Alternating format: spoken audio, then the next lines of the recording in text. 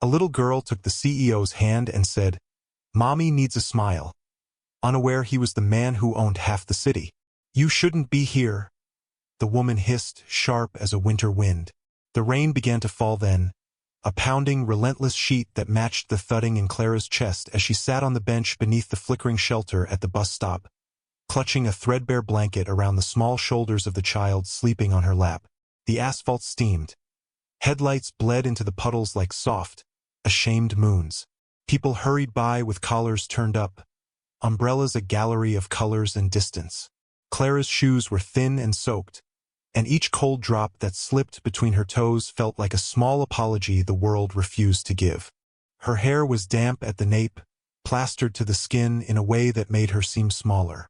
She kept her chin down, dignity folded around her like a fragile scarf. She did not look up when a man with a sleek, black umbrella halted beside the shelter. He could have been anyone. To her, he was only another shadow in a city that had been taught to look away from faces like hers. The rain hammered on the glass like 1,000 desperate fists. It sounded like grief translated into weather. Clara's breath steamed. It fogged the place where her son's name would have been if he had been alive to call it.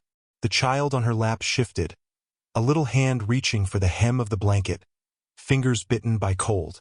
Clara kissed the top of that small head, the kiss a quiet benediction. She had not eaten a proper meal in 2 days.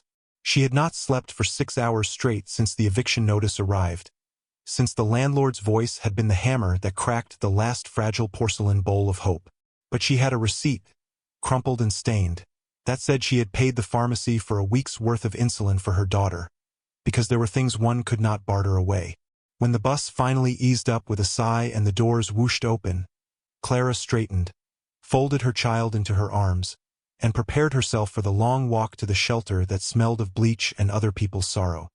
The man with the umbrella watched, his polished shoes reflecting a street lamp's halo as if they, too, belonged to a different world. He was tall, the coat he wore clean and sleek, its cut precise as if stitched by an exacting mind. He stood there for a beat, 2 long ones, then the short pause that reshaped the air around him into something like intent. He did not reach out. He did not speak. He simply looked. There was a quality to his gaze that was both curious and unmoored. Something behind his eyes had been learned by glass boardroom windows and the polished silence of private jets. Yet those eyes, when they fell upon Clara's small, unguarded mercy, softened. He carried an old ache in his chest, an ache he had allowed to calcify into spreadsheets and policies and an unyielding calendar of obligations. He held it like a dull coin in his palm, valuable, but coated in the dust of neglect. He had lost someone long ago. There was a photograph in his office wrapped in code and secrecy, and he had never taken it down. Loss was his private thing. People had not often offered him the kind of small, human thing Clara offered the stranger in the rain. A child's hand, damp curls against a cheek, a plea said as plainly as a prayer. "You shouldn't be here," the woman had said, but the man did not move. He watched as the child woke, eyes blinking slowly like a lamp struggling to find its glow, and looked right at him with the kind of unwavering trust that cuts clean through pretense. She reached, small and sure, and wrapped her fingers around his. There was no pretense in that grip, only hope, firm and simple. The man felt the spark of something in that contact, a tiny electric truth that jarred a place he had taught himself to ignore. He had built walls of boardroom minutes and acquisition notices, but the touch was a secret key. Clara looked up then, startled. Her eyes took him in with the faint, weary suspicion that comes after years of being unseen. Her face was threadbare in an honest way, worn at the edges but somehow unbroken. She smiled, not because there was much to smile about, but because a child's hand needed an answer. "Mommy needs a smile," the little girl said, and the words landed like a confession. The man felt his mouth do something it had not done in a long time, soften. He could have said nothing. He could have closed his umbrella and walked away into the warmth of a restaurant or a chauffeured car, to the safety of people who were complicit in teaching him how to be unbothered by human need. Instead, he lifted his free hand as if to offer a present. The girl's fingers closed around his. No hesitation, and the man felt something rearrange inside him. He lowered himself to the bench, careful as if touching fragile glass, and for the first time that season, the rain seemed to hush. He did not know this woman's name. He did not know where she had been the previous night, or what the eviction notice had cost her in dignity. He did not even suspect that the small, earnest hand in his might be the hinge upon which his own hardened heart would swing open. They talked, shallow things at first. The girl spoke with the blunt honesty of childhood. Trees like lollipops, puddles like maps to adventures. A missing cat named Mr. Whiskers who had run from thunder. Her voice was a bright thread in the muffled grayness. Clara answered sparingly, with the careful parsimony of a person who had learned that words cost warmth and warmth was precious. She said the shelter was full, that the free clinic had run out of supplies for the morning, that she had been trying to find work that would let her bring the little girl along because daycare had become a luxury that sat at the top of a mountain she could not climb. The man listened, and when she said the word smile, it was as if a name he had been avoiding was spoken aloud. He would later tell himself, in the safety of his polished office, that the exchange was nothing of consequence. Anecdotally interesting, a footnote to a day. But in that moment, with the rain tapping a slow dirge on the shelter, it became the axis around which both their lives subtly tilted. He turned the child's hand over and saw a scrap of red ribbon tied around her wrist. He did not ask where it came from. He only knew that it was sacred to her, and in some quiet, immediate way to him now, too. "You have a name?" he asked, because the smallest etiquette can be a bridge. The child considered the question gravely, like an oracle. "Lila," she said. "Lila June." She smiled widely. A grin that scraped up the corners of her face and made Clara's chest ache with a strange, maternal pride. The man said his name, too, but he said it differently, shorthanded, as the world named him by title. He did not think to tell them he was executive chairman of a company large enough to move lives with the weight of its contracts.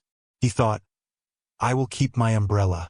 I will buy her a hot chocolate from the cart across the street." The act should be small and anonymous. But impulse is a fragile thing, and the man's hand, still warm from the inside out, reached for Clara's with a steadiness that suggested something else entirely. He offered money in a folded note, and Clara's eyes widened with a brittle, suspicious hope. She took it like a miracle, the kind that arrives in postage stamp gestures. They stayed until the bus arrived. The man watched them climb aboard, Lila peering through the fogged window, pressing her face to the glass as if to prove the world was still soft and promising. Clara waved a hand that trembled and then disappeared into the crowd.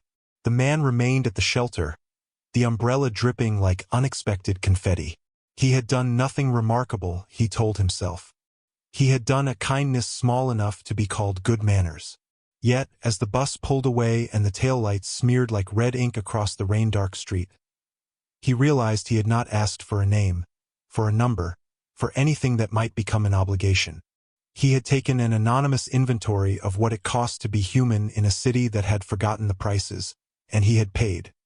For reasons he could not adequately explain, he found himself thinking of the red ribbon the child had worn.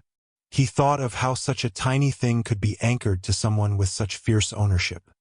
He had once been offered a ribbon like that by his wife, years back, when they had first moved into a house that would later be partitioned by memory. She had wrapped his finger in a bit of cloth after he slammed the truck door on her knuckles by accident, laughing through the tears as if stitches could be mended with ribbons. He had kept that ribbon in a drawer labeled with productive euphemisms. Receipts, fasteners, reminders. But after the funeral, he had thrown the drawer shut and never opened it again. His life had become an accumulation of tidy things. Tonight, a child's threadbare joy had scraped at the varnish. The man did not go home to his penthouse. He went to a small diner that smelled of coffee and the faint tang of burnt sugar, where late-night workers traded confidences in the clatter of plates. He sat by the counter, ordered 2 hot chocolates, and watched the steam curl like slow, intimate smoke. He found himself imagining a schedule he had not made. A weekend where a child's laugh would be a meeting agenda. A holiday wherein pocket squares would be traded for coloring books. He told himself it was a fantasy best kept private, a harmless deviation. But a seed planted sometimes aches to grow. Clara walked, with the child tethered to her inside a stroller she had borrowed for the week, across streets that felt like tests. Each passerby seemed to carry an opulent, indifferent lantern of their life, well-fed, well-sheltered, moving on.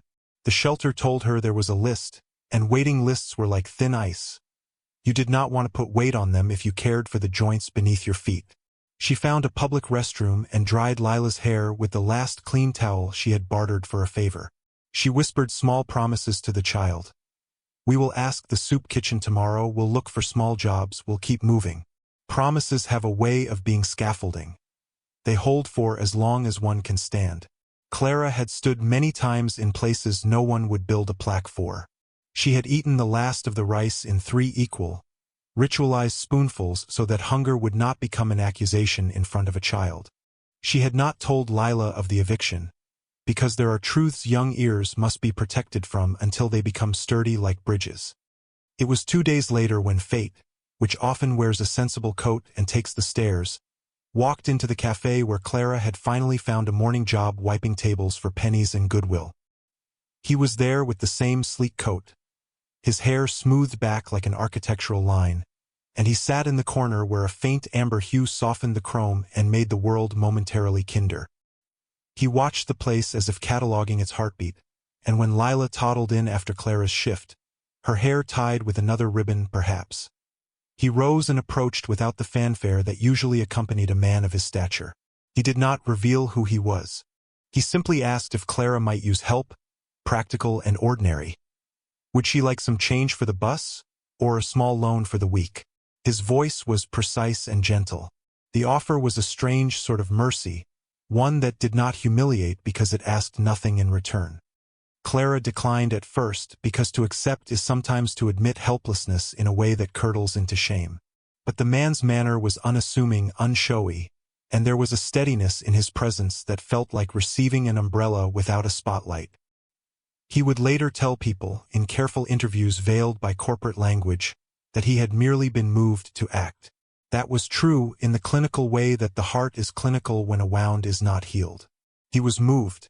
He watched Clara count her coins like an accountant of hope, each small clink a testament. He slid a sealed envelope across the table, cash, in a sum enough to tide her over for the week and then some, bearing no ledger of repayment. Clara's fingers hovered, then accepted. She learned, at that moment, how faith could be taken on a public bench and turned into warmth inside her coat. She thanked him with a voice that trembled because gratitude bears the weight of more than words. For Clara, the gesture was like a small season of rain after a drought. It bought medicine, it bought a night of safe, sheeted sleep at a shelter that smelled less of bleach and more of relief.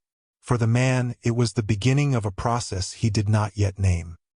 He began to visit the cafe more, always anonymous, always present in a manner that suggested he was doing something ordinary. He left notes sometimes. A voucher for a new blanket, a pamphlet for a clinic, the occasional grocery card tucked beneath a coffee cup like a well-intentioned secret. He watched Clara's small victories with the fervor of a guardian who had been granted clemency from his own past.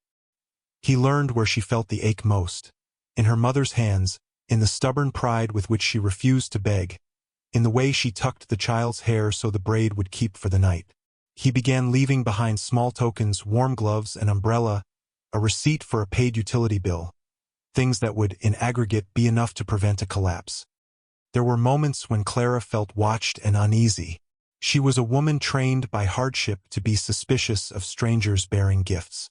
She had been let down by men who promised salvation and gave only words, and so she kept a distance. Yet the kindnesses arrived with an unobtrusive regularity that made suspicion feel like a luxury she could not afford. She began to hope quietly, the hope that does not make noises. Lila began to sleep at night with fewer dreams that jerking her awake, and in the morning she brought home pictures she drew of a tall man with kind eyes. "That's Mr. Umbrella?" Lila declared seriously, and Clara laughed once, soft and nearly broken, because names heal if they are allowed to breathe.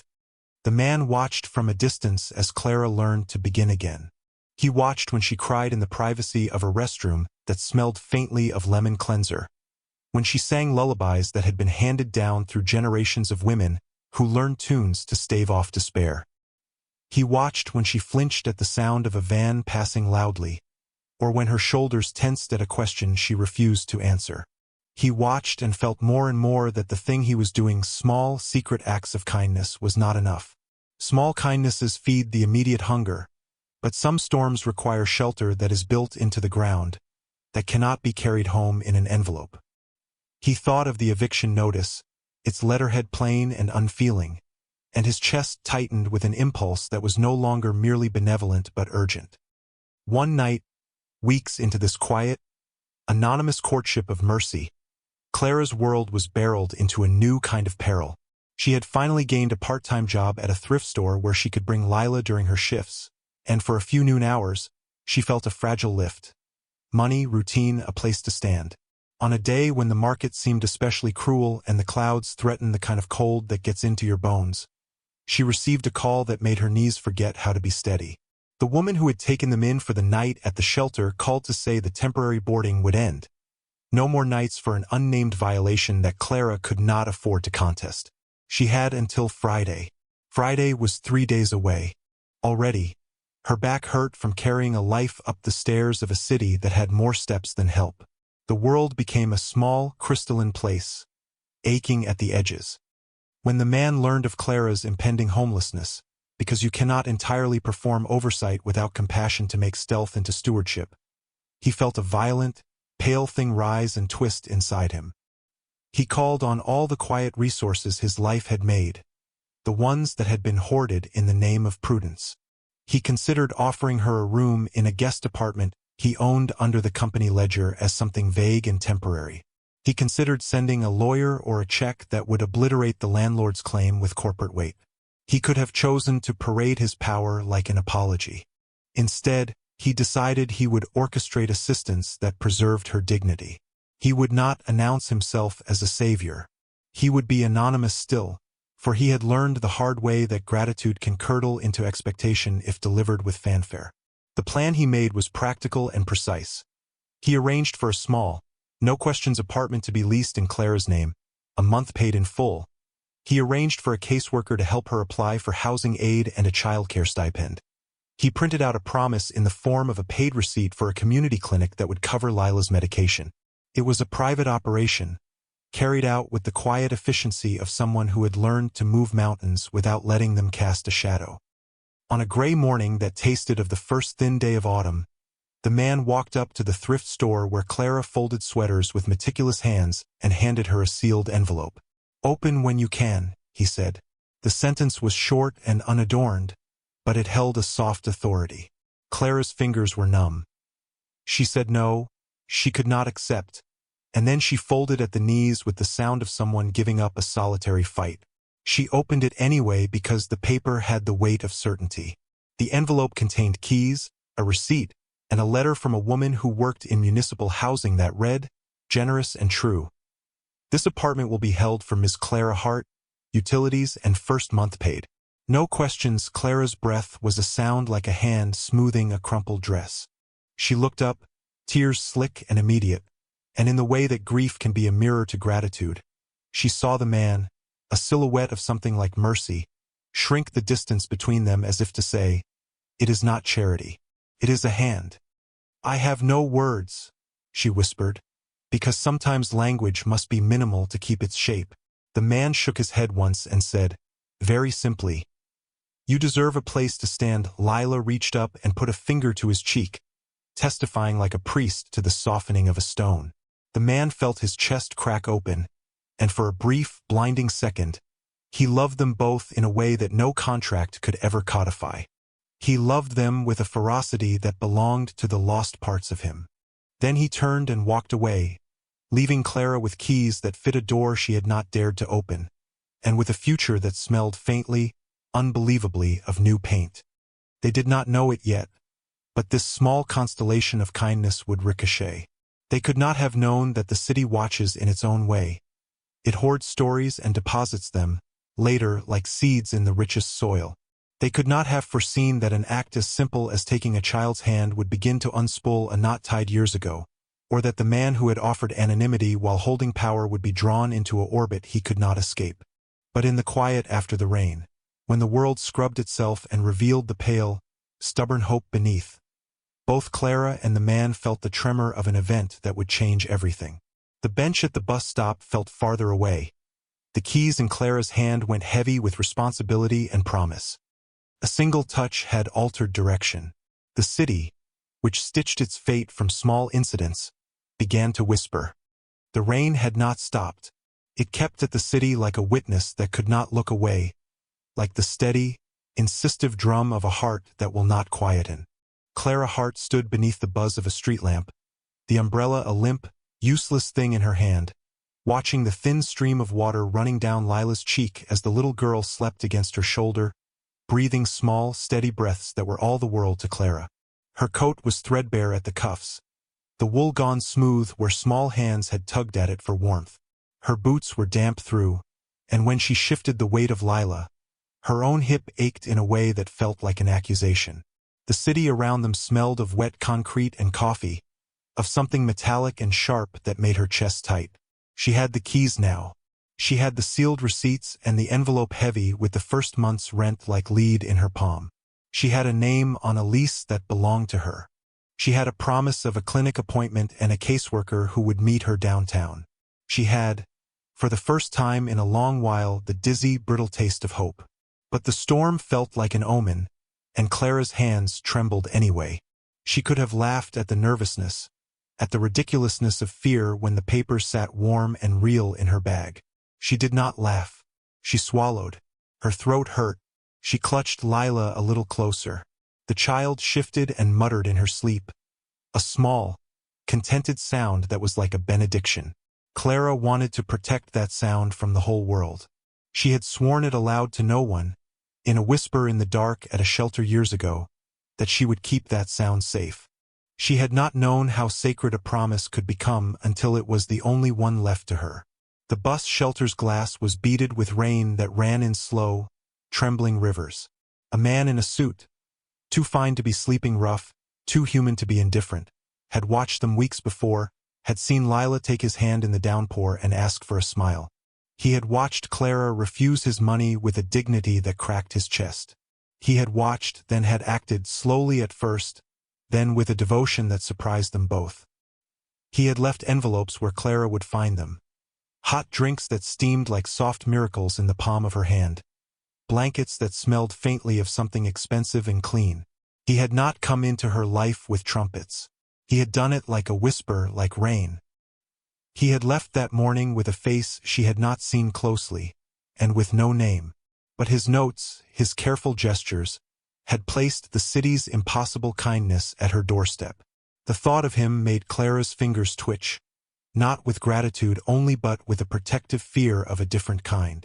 She had learned, these past years, to accept help and hate the cost of it. She had learned that kindness could be a risk, a thing that promised too much and took more.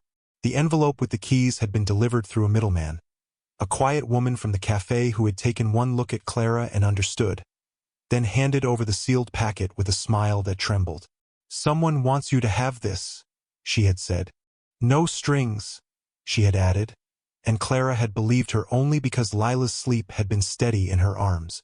Now, in the rain, with the city humming its wet, indifferent song, Clara felt the old, familiar terror again, of being unmoored, of the world deciding her unworthy without ceremony. The lease was a miracle and also a tether. What if it were rescinded?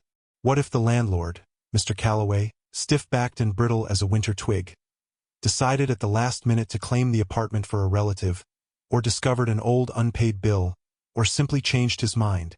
She had, the week before, prayed a small, private prayer over the door key she had not yet opened. "If you're real, then stay." Lightning cut the sky as if it had a purpose, and the city's lights answered with a long, low electric hum. Clara shivered. She thought of Lila's tiny hand, of the way sunlight once glinted on the girl's hair like a promise. She thought, too, of the string of rejections, jobs that evaporated midweek, friends who turned away, a shelter turned into a morgue of broken plans. Her heart cinched, a sob threatened. She smoothed her hair with one hand and checked the envelope again. The keys lay in a strip of paper, taped and labeled. Apartment 3B. Utilities paid for first month. Clinic appointment, Tuesday, 10 a.m. Caseworker, Marion Ellis. The handwriting was neat, sure, and utterly unfamiliar. She could have folded the paper and put it back into the envelope out of superstition. She did not. She tucked it into her coat, over her heart like a talisman. The bus arrived in a hiss and glow, and the driver eyed them with the polite cruelty of someone who had seen human desperation too many times to believe in miracles. Clara paid with the last of the change she had scraped together, fingers pricking with cold. The driver gave them a look that was not unkind. He had a daughter in school and knew the weight of small bodies. The bus smelled of damp wool and the sharp cleaning fluid that pretends to conquer filth. They rode through a city that blurred into streaks of neon and wet, the windows fogged by breaths that made temporary murals of ghosts. Lila shifted in her sleep and smiled even in that pale dream, and Clara's throat softened as if something inside her reached for repair. The building with apartment 3B was older than most, a stoop that slipped into the night like a secret. Mr. Calloway met her on the threshold with the precision of a man used to balance sheets. His collar was starched, his shoes like polished statements, his eyes the pale, cold color of river stones. He looked at the envelope in her hand as if it were a scandal. "You can't just sign. Whoever did this." His voice was a clinical knife. He sniffed and added, as if offering charity was an inconvenience, "We require first and last month, deposit, credit check." Clara's smile was a thin, brittle thing. "It's all been taken care of," she said. Her voice held. It did not break. She noticed, suddenly, the small, very human tremor in Mr. Calloway's fingers as he flipped the papers and read the neat, heavy signature at the bottom. For a moment he did not speak. Rain tapped the window like a Morse code of something urgent.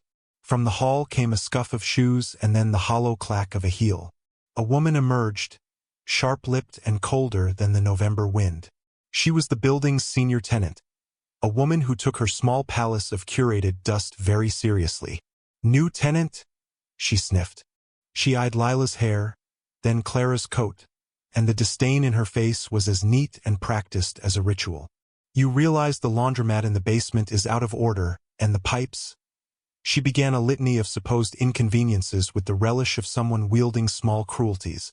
The air tightened in Clara's chest like a hand.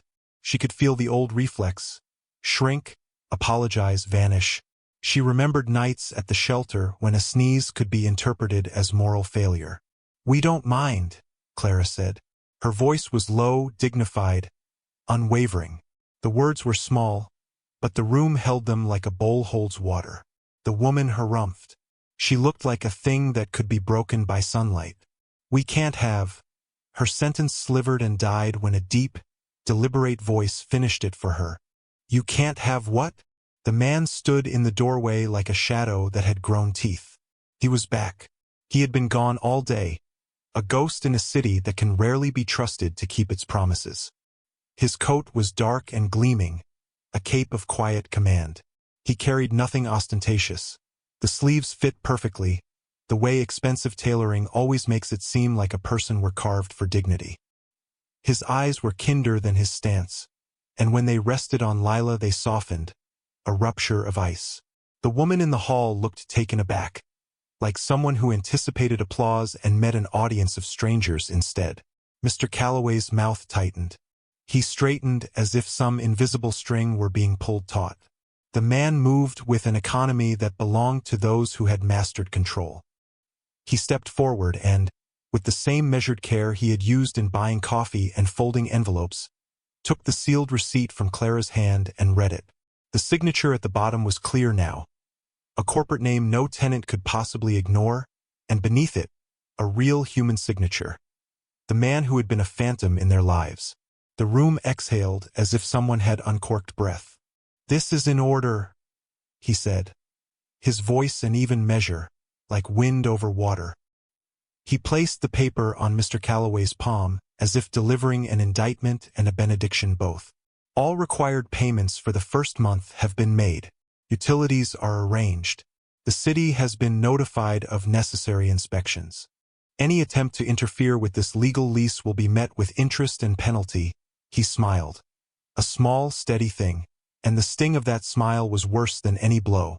"And," he added, his gaze slicing to the woman who reveled in petty tyranny, "if you have complaints, speak to my legal counsel.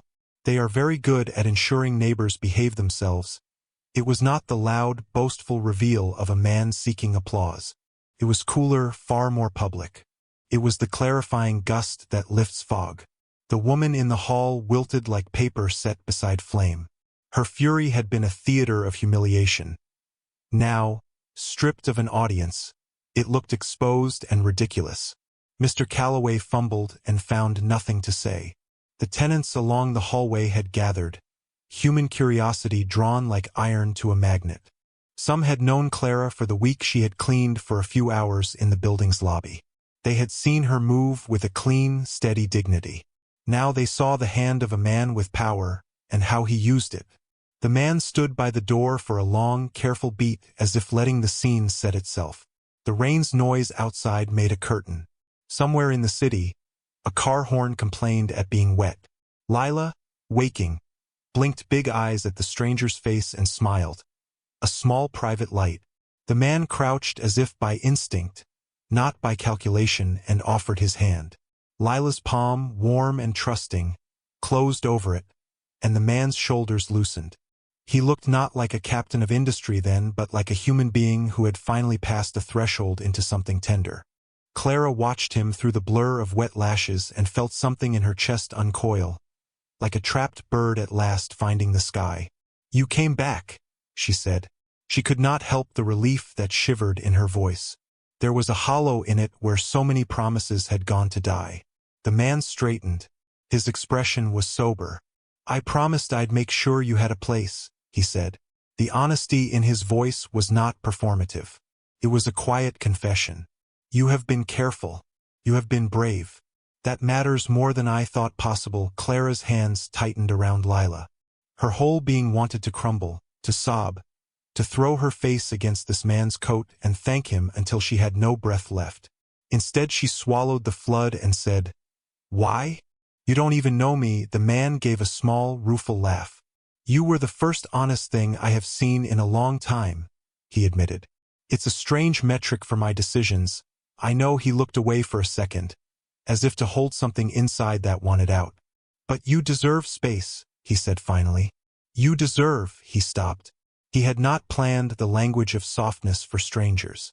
His public identity had been built on efficiency and profit, on polished floors and quarterly numbers. He did not have ready phrases for the smallness of a child's hand in his. He reached instead for the truth, which suited him better. "You deserve safety." The hall, filled with the low murmur of other lives, listened like a congregation. It was enough. The woman with the curated dust made a sound that might have been a protest and then remembered she had no argument that mattered. Clara accepted the key from Mr. Calloway's reluctant hand like a treaty signed in trembling ink. The man, whose name was finally known to Clara through the envelope signature but who remained a kind of breathing comet to her, stayed long enough to see Lila sit on the couch in apartment 3B and press her fingers into the couch's fabric, marking it as if making a map. She hummed a song she had learned from a television show, and the sound felt domestic and holy in the small space. After that, the man left as quietly as he'd come, probably to step back into his towers of glass and responsibility. But before he did, he turned and said to Clara, quietly, without performance, "If you need anything else, there are instructions with the lease. There is also a number. Call Marian Ellis. She helps, and she listens." Clara nodded. She wanted to ask his name. She wanted to untangle the mystery and look into the face that had become the source of so many simple mercies. But some mysteries, she had learned, were gifts. She did not demand to unwrap them.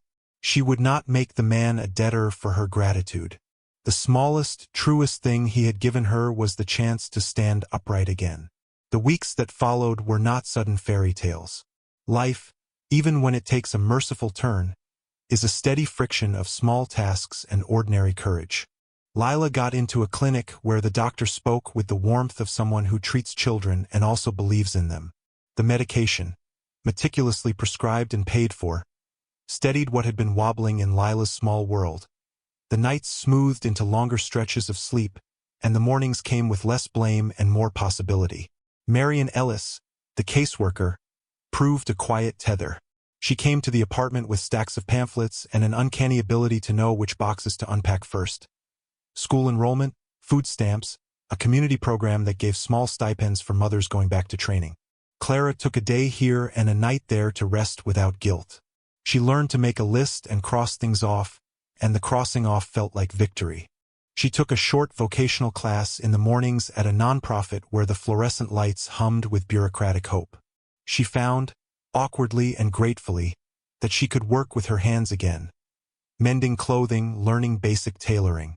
The clients who came into the center were not unkind. Many of them had been where she had been. A few had been where she had feared she might be.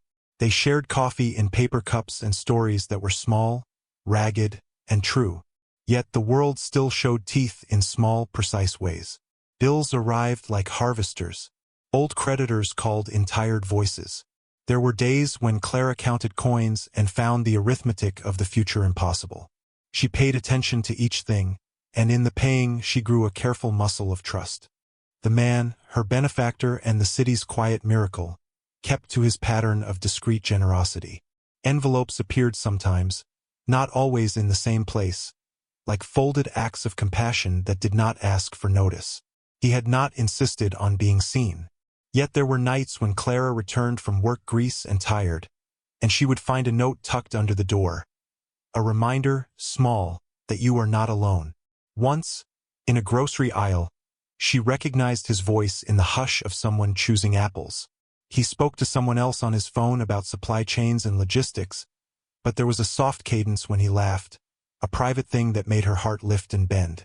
She began to understand him not as a cosmic savior but as a man broken in ways she could not name, who had found a way to be whole enough to give. He too had walls. He too had been lonely. When they finally spoke with each other outside the little grocery shop, her eyes rimmed with the fatigue that work and motherhood made sacred. They did not step into theatrics. They simply stood, blinking like people who have been taught to live in halves and are learning how a whole conversation might begin. "Do you want a coffee?"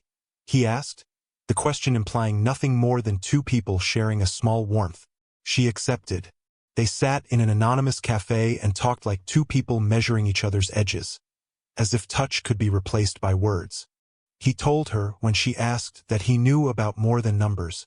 He knew about harm. He spoke of a loss. A wife once, a child perhaps. Small phrases that tumbled out of him like objects from a memory box. He said he had been waiting for a reason to start doing right.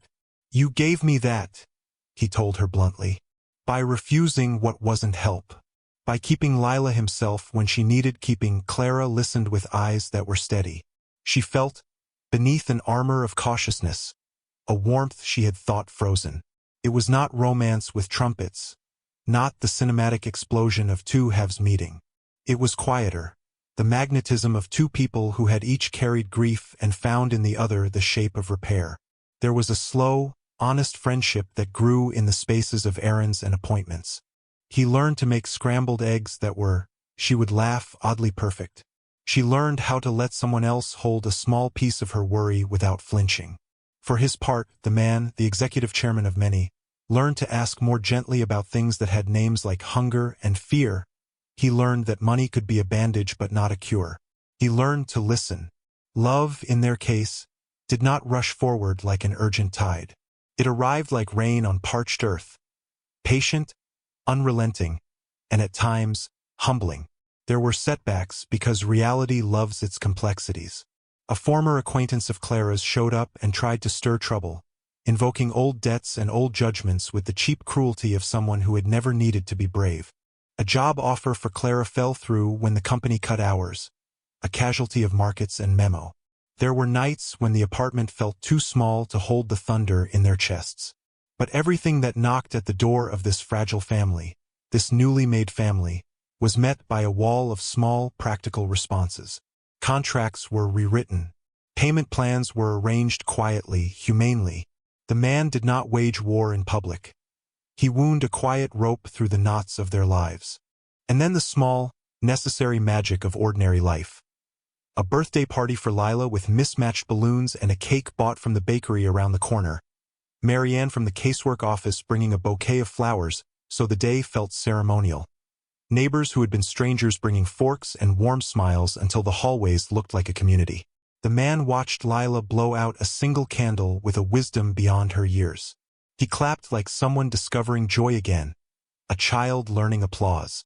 For Clara, the days folded into a rhythm of work and care and the slow, almost imperceptible coming into safety. When she looked at the keys on the hook by the door, she thought of all the hands that had once taken them for granted and of how her own had trembled the first time she adjusted them to the lock. Once, in the quiet darkness when Lila slept and the city seemed to exhale, the man came and sat at their table with 2 mugs of tea. He did not pretend to be anything other than what he was. A man who had chosen, again and again, to help.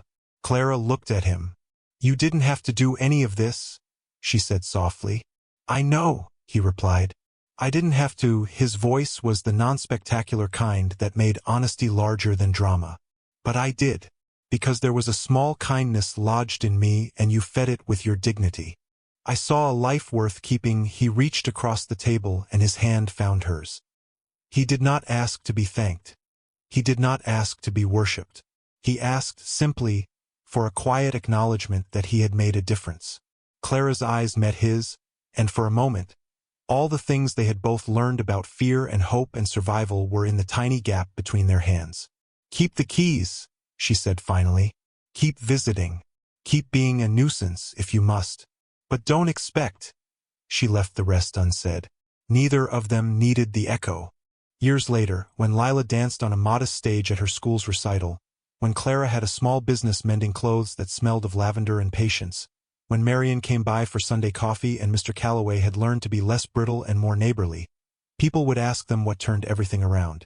Clara would say simply, "A stranger's kindness." The man would answer differently, perhaps in numbers and policies, in boardroom decisions that shifted philanthropic streams toward better, kinder housing policies. But when they told the story, the center would always be the same. A little girl who reached for a lonely man's hand in the rain and asked him, without meaning to relearn how to feel. The miracle had not been the money. The miracle was that 2 people, each fragile and haunted in their own ways, chose to keep each other.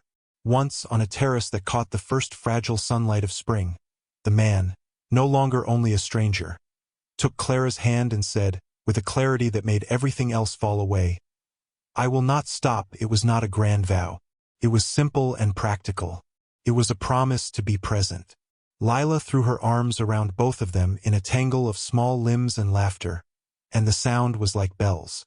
They lived, quietly, with the kind of happiness that takes root in doing dishes, in buying the right shade of yellow paint for a bedroom, in patching a sleeve with a careful, steady stitch. There were no miraculous riches suddenly gained, no roaring transformations. The change was in the smallness of daily attentions. The man learning to fold a child's hair with a tenderness not taught in any boardroom. Clara learning to accept help without shrinking. Lila safe enough to be a child. The city still rained sometimes. The rain was no longer an omen but a promise. In the space of their small apartment, there were evenings when the 3 would sit watching the rain make silver ribbons over the window panes. Sometimes they would speak. Sometimes they would sit in the hush that only people who trust each other learn to keep. Clara would press the key into her palm and feel the curve of metal as if it were a small compass. She would think always of the night beneath the bus shelter, of a child's boldness that demanded a smile, and of a man who, when given the choice, decided to stay. The story did not end in a single, blazing moment.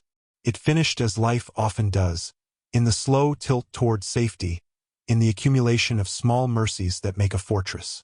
When neighbors asked, when friends wondered aloud, Clara would smile with the quiet of someone who had been tested by storm and found, finally, ashore. The man would stand by and watch, sometimes awkwardly proud, and sometimes bashful with a gratitude that belonged to him alone. And if anyone wanted the secret to their small salvation, he would say with blunt honesty, "Start with a small kindness, and keep going." The rain would fall, and the city would go on. But inside apartment 3B, lights burned steady and warm, and a child's laughter held more weight than it had any right to. Clara kept the key on the hook by the door, and sometimes, late at night when the world was very still, she would touch it and remember that when someone chooses you, the world shifts. Simple things, done steadily, can become salvation.